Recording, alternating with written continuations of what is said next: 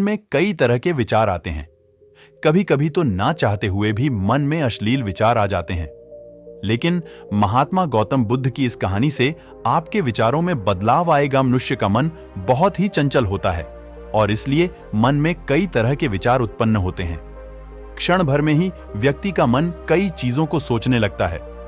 इसलिए तो कहा जाता है कि मन को काबू करना आसान नहीं। लेकिन गौतम बुद्ध मन को नियंत्रित करने के आयामों के बारे में भी बता चुके हैं। मन में विचारों का आना गलत नहीं है कि लेकिन मुश्किल तब हो जाती है या विचार ऐसी परिस्थिति में गलत होते हैं जब मन में अश्लील विचार आते हैं। कभी कभी तो ना चाहने के बावजूद भी मन में अश्लील विचार आते हैं। अगर आपके मन में भी ऐसे विचार आते हैं तो गौतम बुद्ध की इस कहानी से आपके विचारों में जरूर बदलाव आएगा। बुद्ध अपने भिक्षुओं को उपदेश देने के साथ ही उन्हें भिक्षाटन के लिए भेजते थे। एक बार उन्होंने अपने भिक्षु भरत को भिक्षा लेने के लिए एक श्राविका के घर भेजा। भरत पूरे रास्ते मन में यह सोचते हुए श्राविका के पास गया कि आखिर आज भिक्षा में क्या भोजन खाने को मिलेगा, क्योंकि भरत चंद्रवंश के राजकुमार थे और बुद्ध के सानिध्य भिक्षु के रूप में दीक्षित हुए थे। हमेशा भरत को महल में खाने के लिए स्वादिष्ट पकवान मिलते थे, लेकिन आज भिक्षा के रूप में उसे जो भी मिलेगा संतुष्ट होना पड़ेगा। श्राविका के घर पहुंचकर भरत ने भिक्षा मांगी। श्राविका ने भरत को बैठने के लिए कहा और भोजन लाने के लिए घर के भीतर चली गई।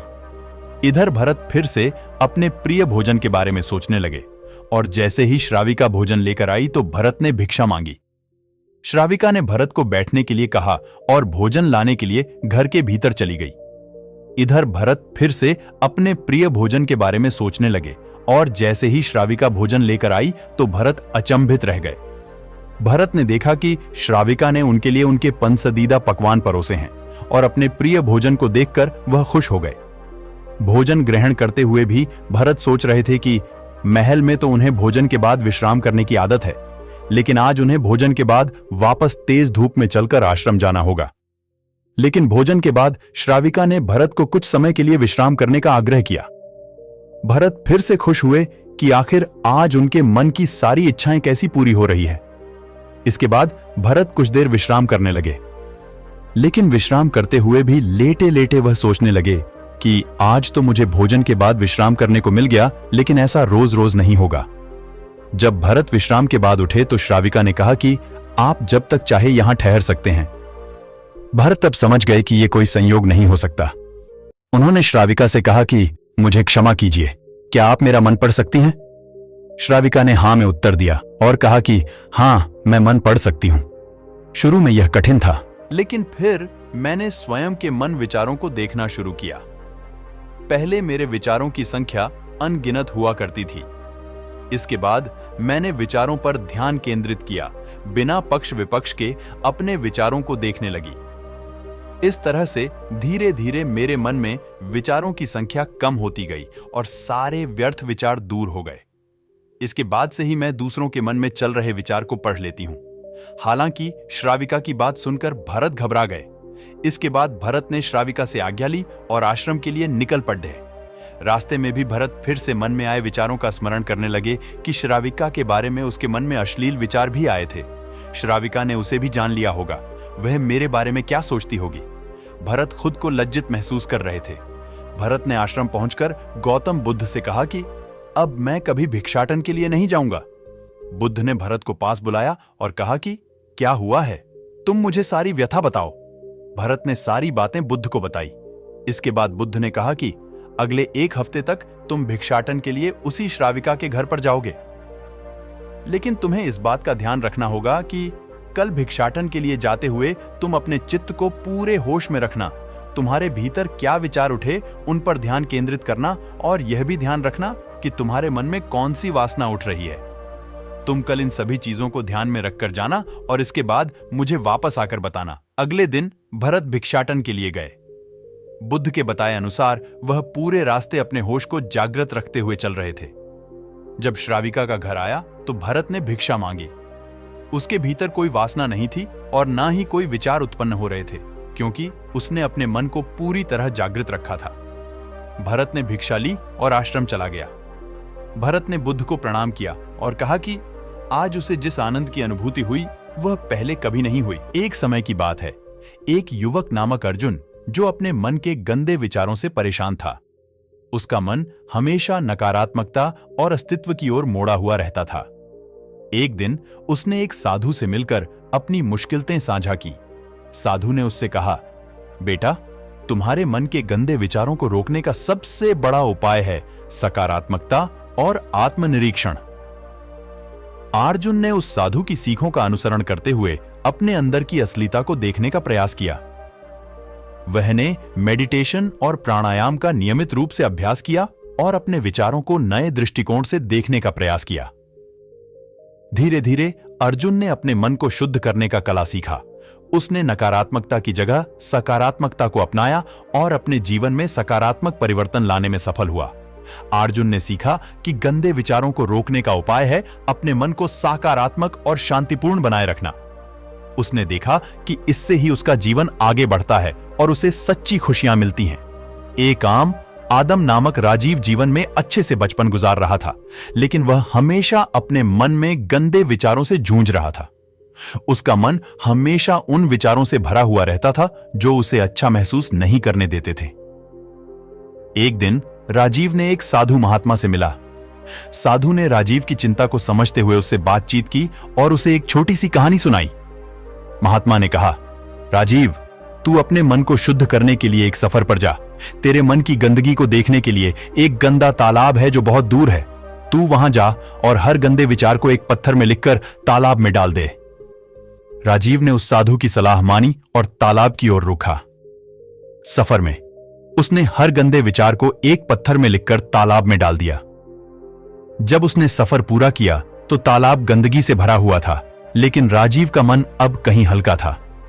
महात्मा ने कहा, देखा राजीव, जैसे तालाब गंदगी से भरा हुआ है, वैसे ही तेरा मन भी अपनी गंदगी से भरा हुआ था। तूने अपने विचारों को स्वीकार किया और अब उन्हें तालाब में छोड़कर अपने मन को शुद्ध किया है। राजीव ने यह समझा कि उसे अपने गंदे विचारों को त्यागने का समय आ गया है। उसने अपनी नई शुरुआत की और उसका मन अब स्वच्छ, प्रसन्न और शांतिपूर्ण था। एक समय की बात है, एक युवक नामक अर्जुन अपने मन के गंदे विचारों से परेशान था। उसे अपने आत्मविश्वास की कमी थी, क्योंकि उसका मन उसे हमेशा नकारात्मक दिशा में ले जाता रहता था। एक दिन उसने गुरु से मिलकर अपनी मुसीबत साझा की। गुरु ने मुस्कान के साथ कहा, अर्जुन, यह तुम्हारी आत्मा की सफाई का समय है। तुम्हें अपने मन के गंदे विचारों को नियंत्रित करने के लिए एक योजना बनानी चाहिए। गुरु ने अर्जुन को एक विचारशील मनोभाव और सकारात्मकता के लिए मेडिटेशन और योग का प्रशिक्षण देने का सुझाव दिया। अर्जुन ने गुरु की सीखों का पालन करते हुए योग में रुचि लेना शुरू किया। धीरे धीरे अर्जुन ने अपने मन को शुद्ध किया और सकारात्मक सोचने का अभ्यास किया। उसने खुद को स्वीकार किया कि उसके पास सकारात्मक शक्ति है और वह अपने विचारों को नियंत्रित कर सकता है। गुरु ने उसे एक सैनिक की तरह उस जंग में बनाया जहां उसने नकारात्मकता और आत्महत्या के खिलाफ खड़ा होकर अपने मन के गंदे विचारों को हराया। अर्जुन ने अपनी आत्मविश्वास और सकारात्मक सोच की शक्ति से अपने जीवन को सुधारा और उसने अच्छे कर्मों की दिशा में बढ़ने का निर्णय लिया। उसकी इस जंग में मिली जीत ने उसे नए ऊंचाईता की ऊंचाइयों तक पहुंचाया। एक छोटे से गांव में रहने वाला युवक नामक राजीव था। उसका मन हमेशा विचारों की गहराइयों में रहता था और इसमें कई तरह के विचार शामिल थे। बैसिया, गांव शहर का अंतर, आमिर गरीब का तारा तारा, पैसा का बर्बाद होना, चरित्रहीनता, बुद्ध के उपदेश, आगमन का इंतजार। राजीव ने इन विचारों को नियंत्रित करने का निर्णय लिया। उसने एक दिन गांव के स्थानीय पुजारी से मिलकर उनसे सीखा कि मन को नियंत्रित करने का एक सही तरीका है अपने विचारों को एक पत्ती की तरह बाहर निकालना। राजीव ने इस सलाह को मानते हुए रोजाना ध्यान और मेडिटेशन का अभ्यास शुरू किया। उसने सीधे और खुदरा विचारों को पहचाना और उन्हें पकड़कर उन्हें बाहर निकालने का प्रयास किया। समय के साथ राजीव ने अपने मन को साफ, प्रेरणादायक और सकारात्मक विचारों से भर दिया। उसने बुद्ध के उपदेश का अनुसरण किया और अपने जीवन को सरलता और संतुलितता की दिशा में मोड़ा। राजीव ने सीखा कि मन को नियंत्रित करना मुश्किल हो सकता है, लेकिन सही दिशा में ले जाना संभव है। गांव का एक साधु रामदास, जो सदा गंगा किनारे ध्यान और तपस्या में रहता था, एक दिन अपने आश्रम में आमिर और गरीब दो युवकों को देखता है।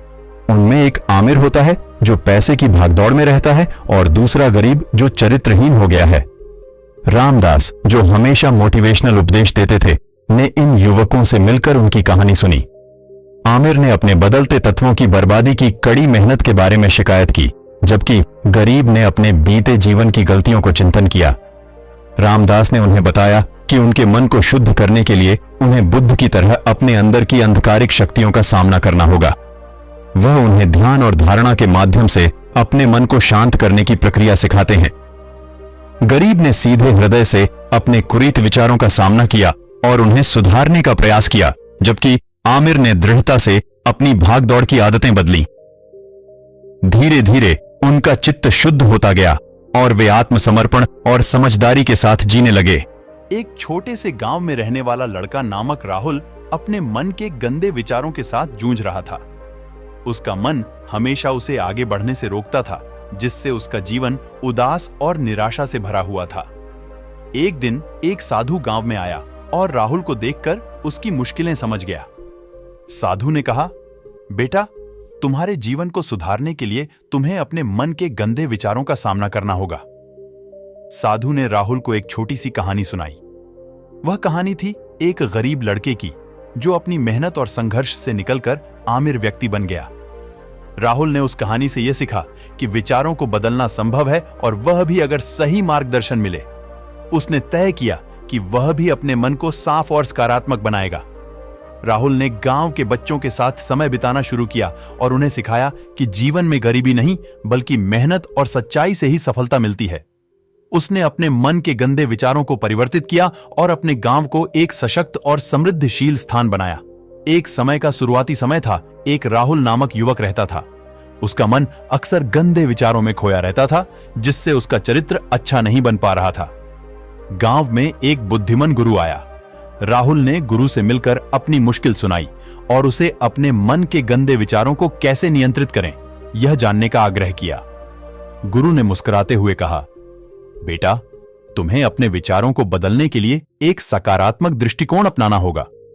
उन्होंने राहुल को एक बड़े बाग की तरह सोचने के लिए कहा, जहां गांव वाले एक साथ मिलकर पौधों को नर्तन करने का आयोजन करते थे। गुरु ने उसे कहा, तुम भी इस बाग की तरह अपने मन को बनाओ, जिसमें केवल सकारात्मक और सुंदर विचार बूंदे हों। राहुल ने गुरु की सीख को माना और अपने विचारों को सुधारने के लिए प्रतिदिन पौधों की तरह सुंदर और सकारात्मक विचार बोने।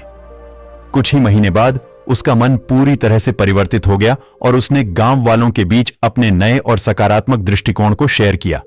उसका चरित्र बना।